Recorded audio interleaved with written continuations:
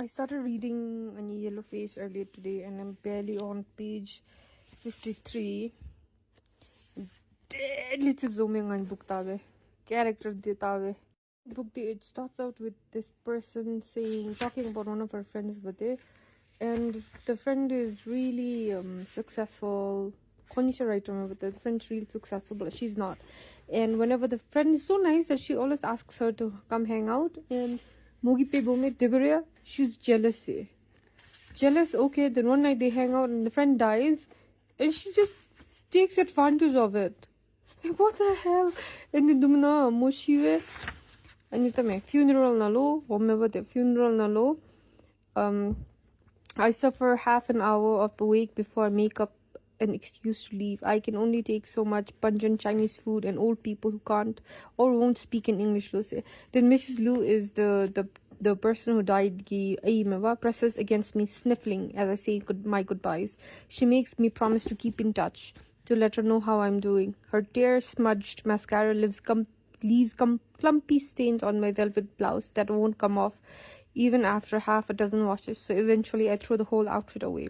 And the most baffling thing is she steals the dead person manuscript and then because Mohan tries and publishes the book as her own say. It's just and just look at what she says, and fuck it, I'll just say it. Taking Athena's manuscript felt like reparations, payback for the things that she took from me. Like, what did she take? Your lack of talent is not her fault.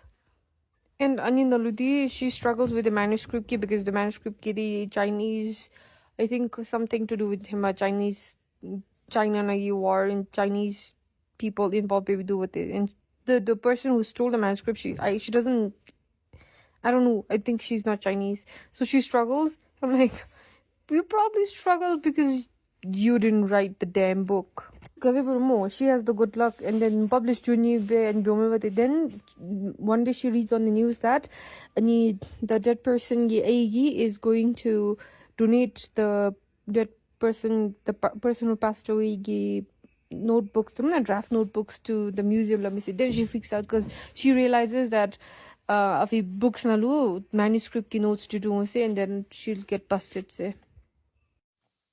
Okay, so remember how upset I was, yellow face labbe, and I story nalu I had gotten to a point where the Mogi book they published Benny Biodalu. She realizes that Athena, the deceased person, ki mother, was going to release her notes, say like rough notes done. So say notebooks is released. The narrator got so freaked out, no? And freaked out Joe, where she goes to the mother and then she's like, the note taking Nandusu, it's like Athena ki soul zumei, heart to soul zumei, and zumbia benina. She doesn't say it directly, but she's so manipulative. Say. And in the end, the mother offers, mother gaya, no, I don't want to put my daughter on display like that. Say, no way. And the mother feels that way, and then mother offers, do you want her notebooks? But in the narrative, for a moment, she's like, maybe I should take the notebooks because I can publish more. But then she's like, no, that's me getting too greedy. So the notebooks do not get displayed. Okay, they just kept in somewhere, it's a corner in Athena Lou's mother's home. And then after that she publishes launch Pyome. She goes on this book tour, she goes on book signing, she goes to speak at events, movie videos, hardcover, the softcover and the version is getting printed, she's getting famous and all that, and she's getting all the attention. She's like, is this how it feels to be successful? So don't remember that. But then again, something starts on Twitter. Someone is, the funny thing is, so the book that she's publishing, the last front it has to do with the history of anime, where the Chinese people involvement of Chinese people in World War One. But the narrator herself is a white person. Remember, that was when book there it said that she's white. I was like, I knew it, damn it, she must be white. Anyway, coming back to point, so white person, remember that. And so her initial publication was under the name June Hayward. That's her actual name. Okay, her actual name. But when she publishes Last Friend, she goes with Juniper Song. So Song is her middle name, and she goes with Juniper Song. So if you don't look at the face, if you don't look at the person, if you don't meet the person, name jump to the Asian sounding name do but no, she's white. So that's how she publishes the book under the name Juniper Songs. Coming back, then Twitter nalu something starts and it's like account anonymous account open with the anonymous account open bear and the account is accusing her of plagiarizing Athena's work. That tweet gets a lot of traction and she gets so scared more. She gets really scared. And then then her publishing house is not backing her, and her publisher is not backing her up. But they're not like dropping her also. And her movie deal is also not going through. So she's just waiting and you don't remember that. And then what happens is one day she goes to visit her sister. And sister husband Lola Bandu, the sister husband is an IT and then she's like, oh, maybe I should get his help. Then IP address track down bits of kala me say then let me now I can't track it down, but like movies me exact geographical location the myth up, but any area give vicinity na lukam to binani the top so jinsub but she's like then she builds this fake website trashing herself to lure that you get Twitter ghost Twitter account and lure Bilme. Then the sister husband helps track down the IP address, and it turns out there's only one person that both she and Athena knew, remember, in that geographical area, and that is Athena's ex-boyfriend, Joff. Geoff. Joff. I'm going with Joff. And then they meet up more. They arrange a meeting, they meet up, and then the Joff case starts like, I watched her research for those things. Then Ani, when they're talking, the narrator, Juniper, she starts recording. So the other person, Gidi, 50-50 big, whatever benefit she gets from launching the book, 50-50 big. And then Juniper's like, you have no proof that I plagiarized it. It's just mere accusations about hair. Recording that I have, a recording of you trying to blackmail me. So then the person gets really mad and the whole saga ends. And then the publishing house, the Sugiya, after the whole thing dies down, the account also goes like disappears, but and she starts publishing again, and then published where then there's a lot of success, and then a year or two after the book launch, she starts getting pressure to like launch another book. With the publisher, it doesn't have to be a masterpiece like the first one. You just have to produce something, let me say. And then that is where we go into the past. This is not the first time Athena has stolen from me. So college na sophomore year na first year they meet and apparently they hang out and so they're like hi bye buddies, and one day she goes to this party. She gets like stone cold drunk, more like dead drunk Joe, and she spends the night with the guy, and she thinks nothing of it. Okay, she thinks nothing of it. Then but over the course of few weeks to months now, she starts getting this flashback. So she's like, she doesn't know if she was sexually assaulted because it happened, but she didn't quite like it, but she doesn't know if she should call it a sexual assault, remember that. And then that is eating her up inside. So Ani Beldalo, one day Athena just asks her like, are you okay? So she breaks down, tells her everything, remember that Anya happened be, and Athena helps her get through it, helps her find a therapist, and after a while when she starts getting better and Banal distance them, then go separate ways. And then one day Athena a short story gets published in some local newspaper or something. It gets published and all university students support gets a copy of it, and that's when she realizes that Athena has taken her story and just made like really slight changes. Example, her name is Juniper Lavajin Juliana. Say the avi pogaming the Matthew imagine Matters. Say andum slows and chuku chuku change sham to make them. And the more she reads it, the more she realizes that some of these are exact words she said to Athena when she was, coming out clean to her, like coming out and being vulnerable to her.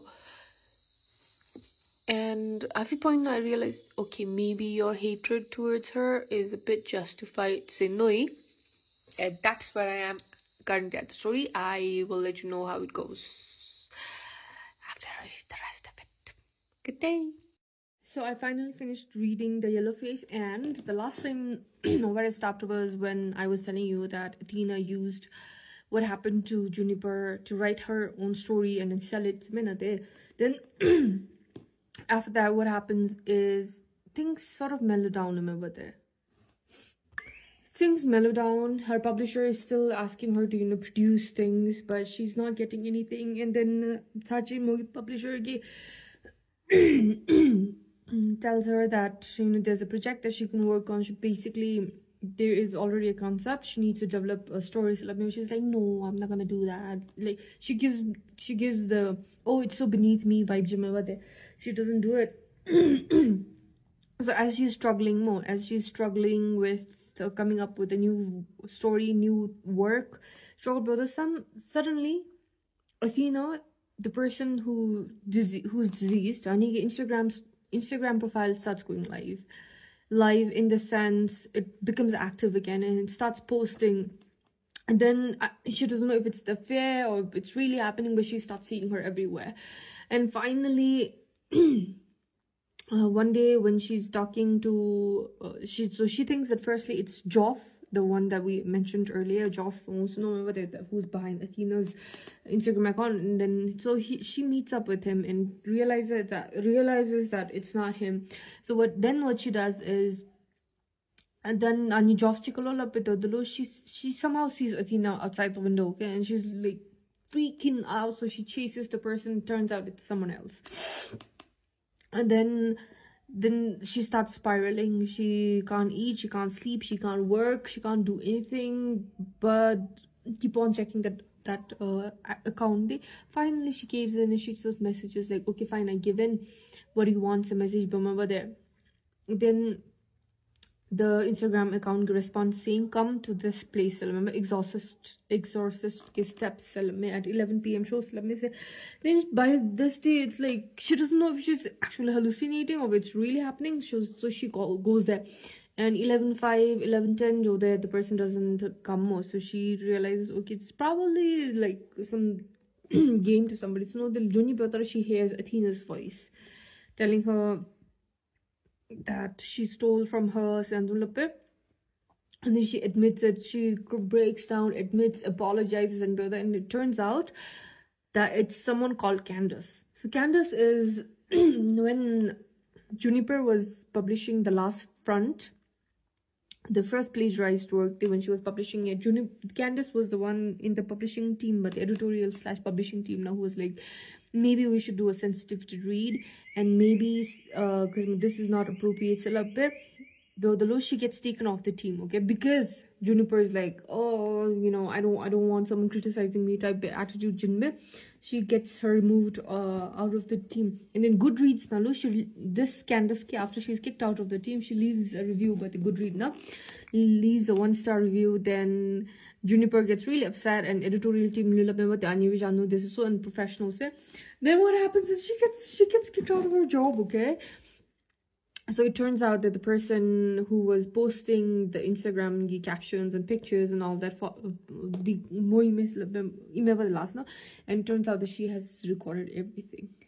Okay, she's recorded the whole crying confrontation, this Kara. And then when Juniper asks her, why did you do it, Labda? You ruined my life, one Goodreads review, it ruined my life, and then you must have felt good when you were ruining my life, Labda.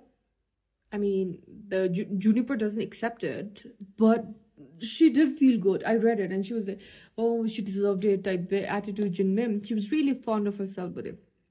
So what happens is, then Candace takes the tape and the Connie scuffle over there because Juniper doesn't want Candace to take the tapes, okay? So they scuffle and then Juniper ends up injured. So she's in the hospital. There's no one to come visit her. No one in the publishing and editorial team is responding to her. She has been fired by her publisher. And and then she reads in the news that Candace has come out with the Tell All book sale up there. Then when she's reading it, she's like, she's spiraling, but when she's reading, she realizes that maybe she can spin it into another story to make her the victim. That she was tricked and mentally and emotionally tortured and abused and manipulated to make those confessions to me, and she gets to working, and that's where the story ends. I feel that we need a Yellow Face part 2 where she actually publishes the story, and I want to know what she actually says in the story, and then what happens. The most interesting thing about this book was that Athena Luge mother, I got the sense that she knows that her daughter's work has been plagiarized, but she doesn't say anything because, I mean, what else can she say? She doesn't fight for the royalties. She just leaves it at that. And the narrator, she was so pathetic, yeah. Like pathetic in the sense she was so desperate for validation, and she was so insecure, and she was so like, she herself was feeling inferior to Athena. So most of it, everything, I feel that everything stemmed from that the world is being so nice to Athena, why can't the world be nice to me? So type but world can't be nice to you just because you are you. You have to have something to offer, charm beru, talent beru, no. But she doesn't seem to have any of it. Anyway, finally read Yellow Face, and I recommend it to anyone who likes reading. Basically, it was an emotional roller coaster. I liked it. Emotional in the sense, it was more like high emotions, frustration, anger, upsetness, sadness. So enjoy.